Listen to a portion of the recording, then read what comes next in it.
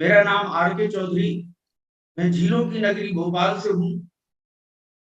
वर्तमान में रहता हूँ। कर्म भूमि मेरी शहडोल मध्य प्रदेश है। जन्म स्थान मेरा खुरई जिला सागर मध्य प्रदेश से है। साथियों, इंजीनियरिंग की पढ़ाई करने के बाद विंध्य क्षेत्र में मैंने जल संसाधन विभाग में, यानी पुराना नाम सिंचाई विभाग, वाटर रिसोर्सेज में इंजीनियर के रूप में नौकरी प्रारंभ की 1979। साथियों, जन्म तो बहुत साधारण घर में हुआ था मेरा। हम लोग 8 भाई बहन होते हैं। मेरा नंबर जो है 6वें नंबर पे है। दो मेरे से, एक मेरा छोटा भाई, एक मेरी छोटी बहन है, बाकी सब मुझसे बड़े हैं। साधारण परिवार में जन्म हुआ, मगर बहुत अच्छा परिवार है हमारा। बहुत अच्छे संस्कार मिले हैं। सास की सेवा के दौरान ठीक ठाक सब चल रहा था। मेरे 2 बच्चे हैं, एक बेटा एक बेटी। और 2006 के आसपास मेरे बच्चों की पढ़ाई हो चुकी थी, पूरी हो चुकी थी, और वो नौकरी में आ चुके। वर्तमान में वो बेंगलोर में बहुत अच्छे पदों पर हैं, बहुत अच्छी उनकी इनकम है। बेटा भी फ्लिपकार्ट जैसी कंपनी में 1 करोड़ के पैकेज में है। बहू भी बढ़िया सीनियर मैनेजर है। बेटी असिस्टेंट डायरेक्टर है एक मल्टीनेशनल कंपनी में। दामाद जी भी सीनियर मैनेजर हैं। मैं ये बता रहा था कि मैं 2006-7 में एक प्रकार से अपने बच्चों की पढ़ाई से मुक्त हो चुका था। वो लोग नौकरी करने लगे थे, उनकी शादी विवाह करना था। उसी दौरान एक समय नवंबर दिसंबर की घटना है, ठंड पड़ रही थी, और एक हमारे मित्र रीवा से एक सज्जन को लेकर मेरे घर आए।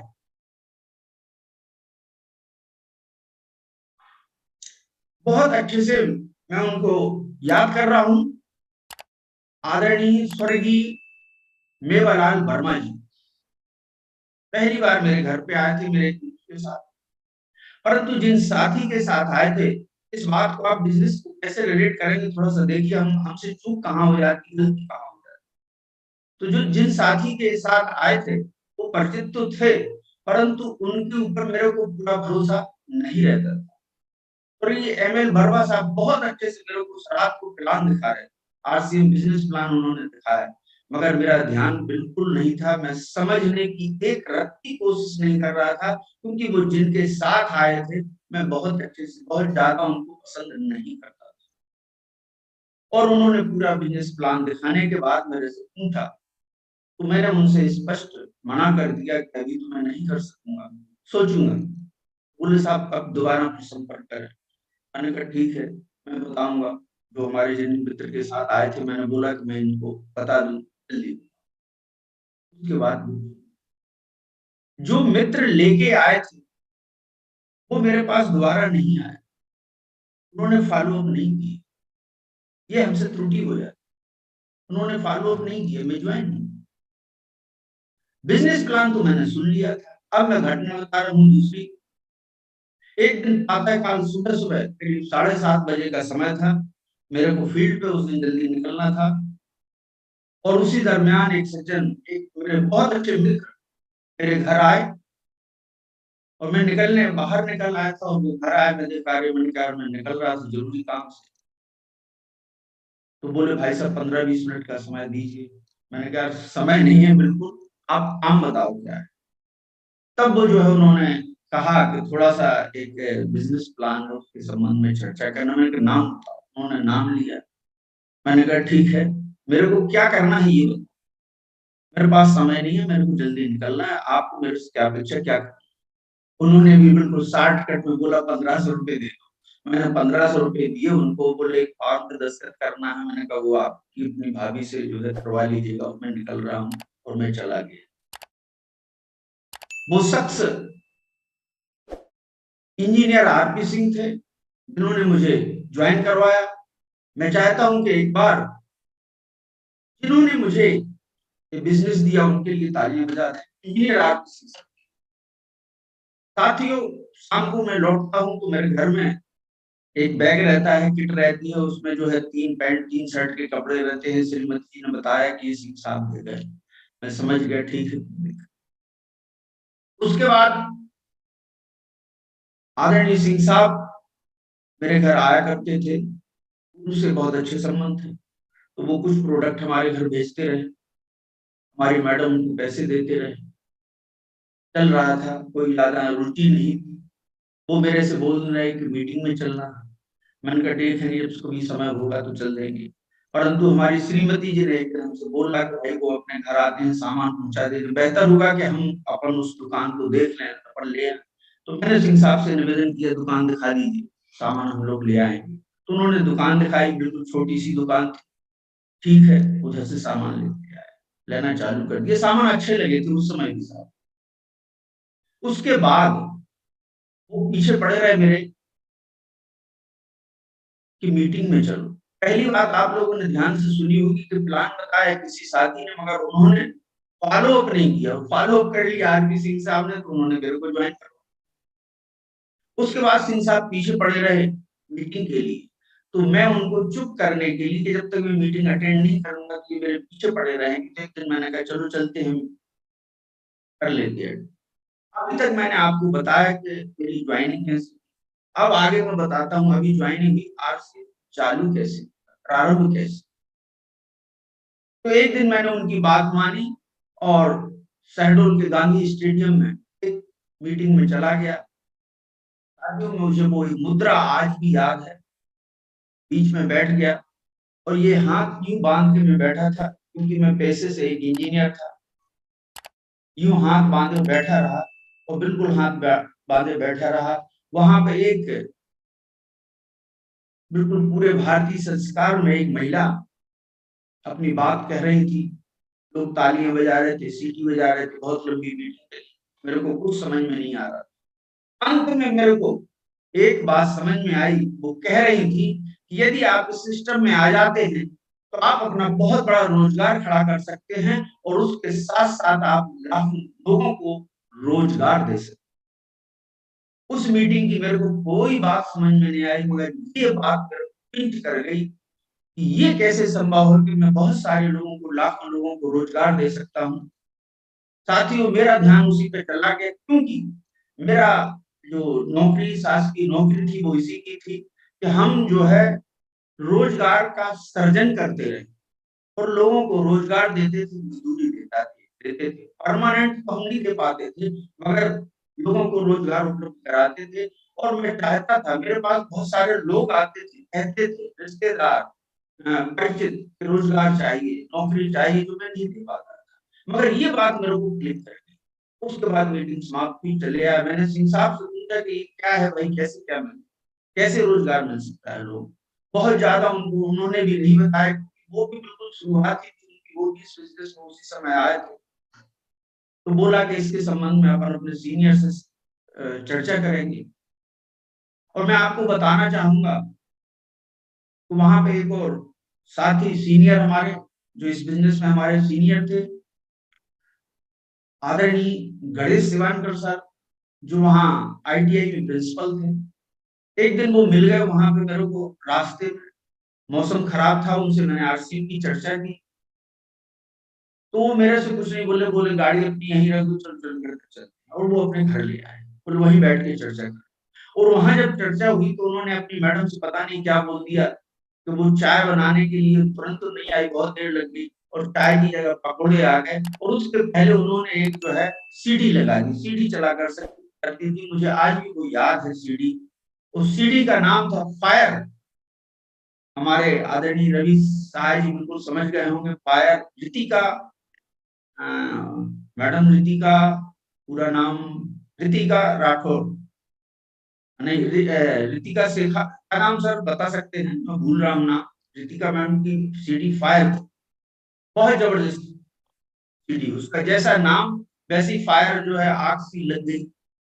और ये समझ में आ गया कि इस बिजनेस को करना चाहिए, और ये नहीं समझ में आया कि कैसे करना चाहिए।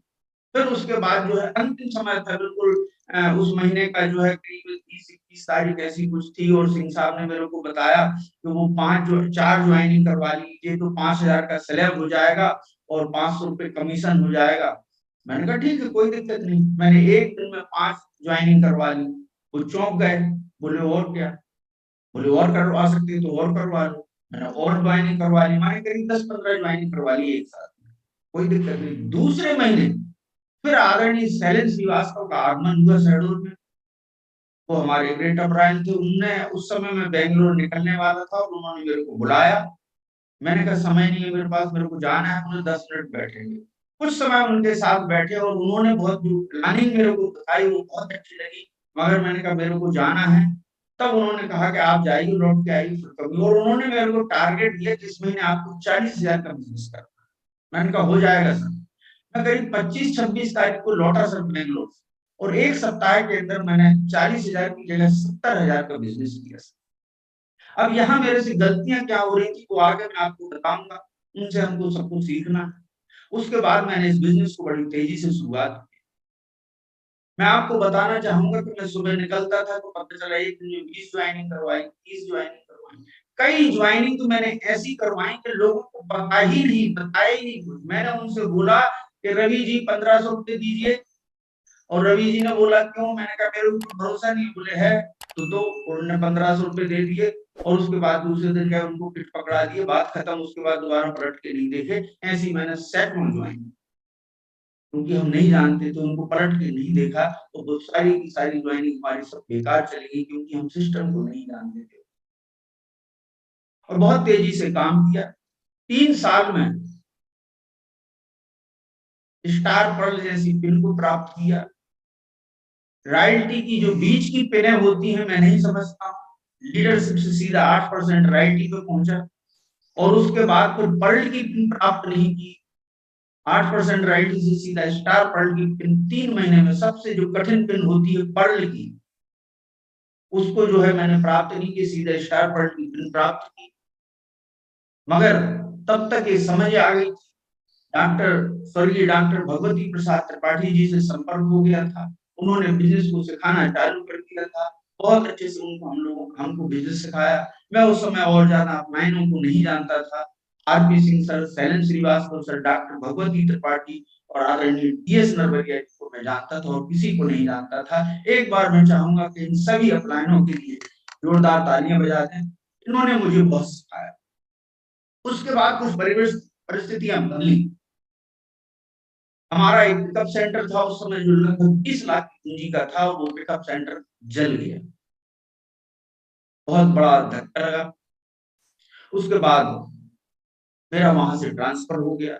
एक परिस्थिति खराब हुई, उसी के साथ दूसरी परिस्थिति खराब हो गई। कुछ आरसीए में भी उथल पुथल हुई। मेरा ट्रांसफर हो गया, मैं होशंगाबाद आ गया, भोपाल आ गया। और उसके बाद बिजनेस की तरफ मेरा ध्यान नहीं गया, क्योंकि मैं अलग हो गया था टीम से। 2017-18 के बाद 2017-18 में पुनः मैंने जो है इस बिजनेस की शुरुआत की, और जीरो से मैंने शुरुआत की। तब तक मैं आपको ये बात बताना चाहूंगा कि मेरी धर्मपत्नी जी इस बिजनेस में मेरा विरोध तो नहीं करती थी, मगर बहुत ज्यादा सहयोग भी नहीं कर, ऐसा सहयोग नहीं करती थी कि मुझे कुछ ऐसा मदद करें। ठीक है, मैं कहूँ बोलूं कि चलो मीटिंग है तो चल देती थी, प्रोडक्ट यूज करती थी, विरोध नहीं करती। मगर इस बिजनेस को कभी उन्होंने सीखने की कोशिश नहीं की। मैंने उनसे कई बार बोला कि सीखो, नहीं सीख। मगर कोरोना काल में जब जूम मीटिंग चालू हुई, और जूम मीटिंग में दोपहर की जो महिलाओं की मीटिंग हुआ करती थी, उनमें मैंने इनको जबरदस्ती बिठाना चालू कर दिया। और जब उस मीटिंग में बैठना चालू की, उसके बाद इन्होंने इतनी अच्छी तरीके से शिद्दत से उन्होंने बिजनेस को सीखा, और मैं कह सकता हूं कि मेरे से ज्यादा उनके अंदर सीखने की ललक रही, आज भी है। बहुत सारे उन्होंने नोट्स बनाए, रजिस्टर भर लिए, और इस तरीके से हम लोग कर रहे हैं। और 2018 में मैं शासकीय सेवा से निवृत्त हो चुका था, और हम दोनों लोग इस बिजनेस को सीख रहे हैं, और बहुत अच्छा लग रहा है। ये कहानी एक मैंने यात्रा बताई, दो चीजें केवल उभर के आई जो जिन इस कहानी में मैंने एक चीज बताई कि हम किसी को बिजनेस प्लान बताएं तो पहले उसके बिजनेस प्लान बताने के पहले सुनिश्चित कर लें कि इसका हम फॉलो कब करें। अगर हमारे पास फॉलो करने का समय नहीं है तो हम उसको बिजनेस प्लान भी नहीं बताएं, क्योंकि अगर हमने फॉलो अप नहीं किया तो वो आपके साथ नहीं रहेगा और हो सकता है इस बिजनेस से भी वो जो नेगेटिव हो जाए। तो जो मैंने इसमें अनुभव किया है वो सीखा है। दूसरा मैंने एक अनुभव किया है कि बहुत सारे लोग अपने परिवार के इस बिजनेस के बारे में जानकारी देते नहीं है शुरुआत में, और वो समझ नहीं पाते हैं, आगे चल के उनको बहुत दिक्कत होती है, चाहे वो पुरुष हो चाहे महिला हो। परिवार को आप शामिल करेंगे तब ये बिजनेस में, मैं ये नहीं कह रहा हूँ बिजनेस अच्छा चले, इस बिजनेस में मजा आए, आनंद आएगा, बहुत अच्छा रहेगा, आनंद आएगा। तो मैं आप सबसे यही कहूंगा कि इस बिजनेस को परिवार के साथ करें, तब आपको जो है बहुत आनंद आएगा। और समय रवि सर थोड़ा सा। जी सर। 10 minute sir. जी 10 मिनट 10 मिनट है। अच्छा, thank you sir, thank you. तो समय जो है परिवार के साथ इस बिजनेस को करना, तब आपको जो है बहुत बड़ी सफलता मिल सकती है, बहुत बड़ी आपको उपलब्धियां और सही समय पे मिले। साथियों, मैं चूंकि खुद विद्यार्थी हूँ, कोई मैं आपको सिखाने की बात नहीं कर रहा हूँ, मुझे अपने स्टोरी के बारे में बताना था। स्टोरी बहुत मेरी खास नहीं है, मगर जो मेरे को चैलेंज जो आए, मेरे चैलेंज कुछ अलग थे। बहुत सारे लोगों के चैलेंज अलग रहते, मेरे चैलेंज अलग थे। जैसे मेरा चैलेंज क्या था, एक तरफ तो मैं जिसके सामने खड़ा हो जाता था, व्यवहार अच्छा था मेरा और इंजीनियर था, तो किसी से कहता था तो जल्दी मेरी बात मान जाते थे और ज्वाइन होता था। दूसरा मेरा बहुत बड़ा चैलेंज था कि मैं जिनके पास जाता था तो लोग हंस देते थे, बोले यार क्या कर रहे हो तुम, ये नमक हल्दी मिर्च की बात कर रहे हो। और जो करीबी लोग थे वो तो कम से कम इस बात को कह ही देते थे। मैं उनको संतुष्ट किसी कुछ लोगों को संतुष्ट कर पाता था, कुछ लोगों को संतुष्ट नहीं कर सकता था। मैं उनको संतुष्ट नहीं कर पाता था, फिर भी मैं ज्वाइन तो करा लेता। और ये बात मुझे बहुत अखरती थी, मैं लोगों को जो संतुष्ट नहीं कर पाता था, कुछ को संतुष्ट कर लेता था। हर जगह ये बात मेरे को चैलेंज बन के आई कि आप इंजीनियर होके इस काम को, आप इंजीनियर होके इस काम को कर रहे हैं, और लोग हंसते थे। परंतु मैं इसका भविष्य जानता था और इसको करता रहा। साथियों, बहुत सारे साथी हमारे जो नौकरी पेशा वाले, हमारे रवि जी भी नौकरी वाले हैं, बहुत सारे साथी हुए। उस कटु अनुभव को मैं थोड़ा सा आपको दोहराना चाहता हूँ। जब हम नौकरी करते हैं, चाहे सरकारी नौकरी हो चाहे प्राइवेट नौकरी हो, जो हमारा बॉस रहता है, भले ही वो हमको एक रत्ती पसंद नहीं, तब भी उसका सम्मान करना पड़ता है, उसका नमस्कार करना पड़ता है। उसकी आदतें हमको कोई पसंद नहीं हो, तब भी हमें उसके लिए जबरदस्ती मुस्कुराना पड़ता है, उसकी तारीफ करना। साथ ही जब हमको भूख लगती है तो हम खाना नहीं खा पाते। जब हमारी खाना खाने की इच्छा नहीं होती है, उस समय हम खाना खाते हैं, क्योंकि सुबह से निकलना है। अब हमको जो है 9:30 बजे भूख नहीं लगी, मगर नहीं खाएंगे तो दिन भर भूखे रह जाएंगे, या बाजार को उल्टा सीधा खाएंगे तो जबरदस्ती खाना खाएंगे। जब भूख लगी है तो खाना नहीं। और इस तरीके की पराधीनता सी रहती है। और साथियों, हम लोगों की तो बात अच्छी रही, अच्छे से नौकरी निकल गई, बहुत अच्छे से तो नहीं कहेंगे, फिर भी ठीक ठाक निकल गई। हम लोगों को पेंशन मिल रही। अब तो नौकरी मिल ही नहीं रही लोगों को, शासकीय नौकरी मिल ही नहीं रही, मिल रही तो संविदा में मिल रही है। तो ना तो उनको अनुकंपा नियुक्ति की सुविधा है, और ना ही जो है पेंशन की सुविधा है। और अब नौकरी बहुत कठिन होती जा रही दिनों दिन। जो हमारे पुराने साथी जो अभी भी नौकरी में हैं, वो बताते हैं साहब आप बहुत अच्छे समय पर रिटायर हो गए, बहुत रवि सहाय जी महसूस कर रहे हैं, नौकरी करना बहुत कठिन हो गया। जिनको नौकरी नहीं मिली वो सोचते होंगे नौकरी करना बहुत सरल है, और नौकरी के लिए ललायत होंगे। मैं आपसे मना नहीं कर रहा हूँ, ये बात बता रहा हूँ कि नौकरी बहुत कठिन होती है। कल मैं एक महात्मा जी का प्रवचन सुन रहा था, हमारी मैडम ने सुनाया, और वो महात्मा जी कह रहे थे कि आप नौकरी लेने वाले नहीं, नौकरी देने वाले बनो। सरकार कह रही है कि नौकरी लेने वाले नहीं, नौकरी देने वाले करो। हमारे माननीय प्रधानमंत्री जी कह रहे हैं, हमारे संत लोग कह रहे हैं इस बात को, और हमारे आदरणीय उद्योग टीसी सर ने ये हमको बहुत अच्छा अवसर दिया है कि आप अपना रोजगार स्थापित करिए और लाखों लोगों को रोजगार दे सकते।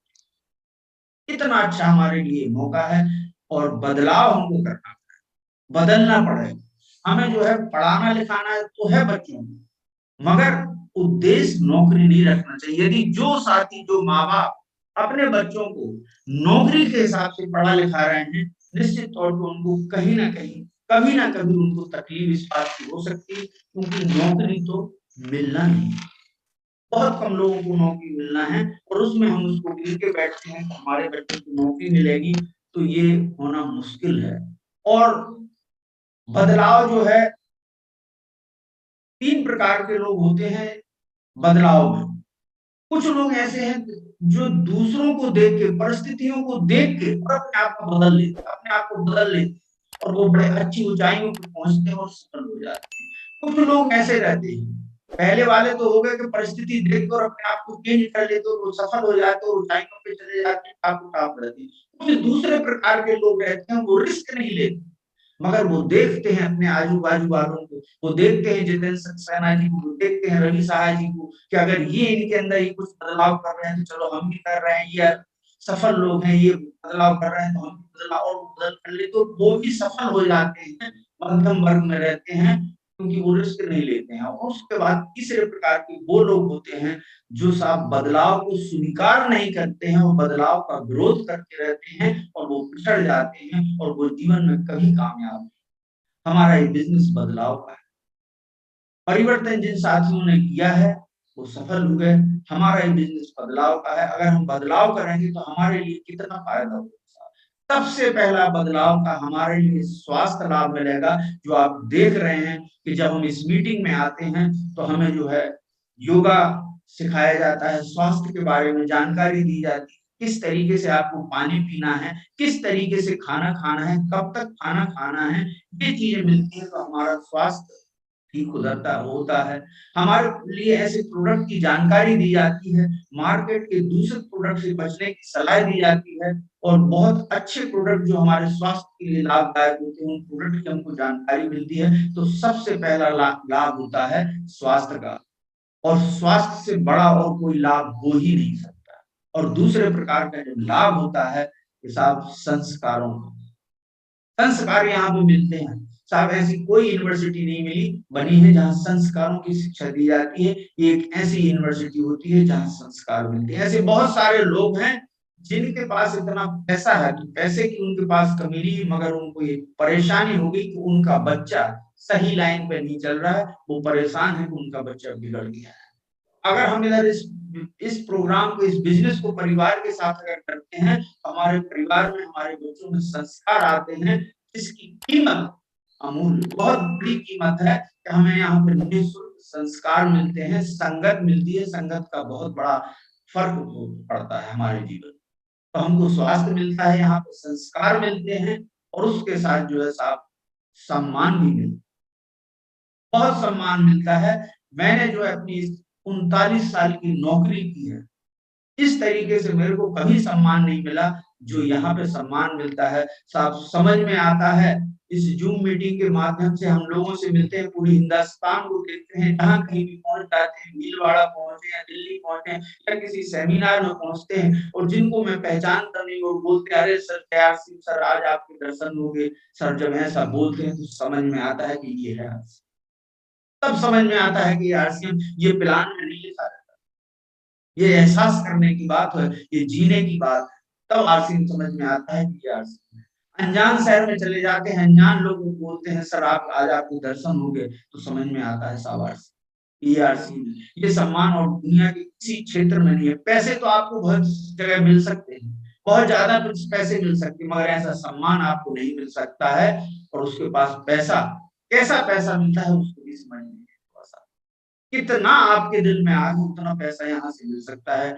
मैंने 39 साल इंजीनियर की नौकरी की, 39 साल, 55,000 रुपए मुझे पेंशन मिलती है। आने वाले समय में जिनको नौकरी मिल रही है पेंशन भी नहीं मिलना, हमको तो पेंशन मिल रही।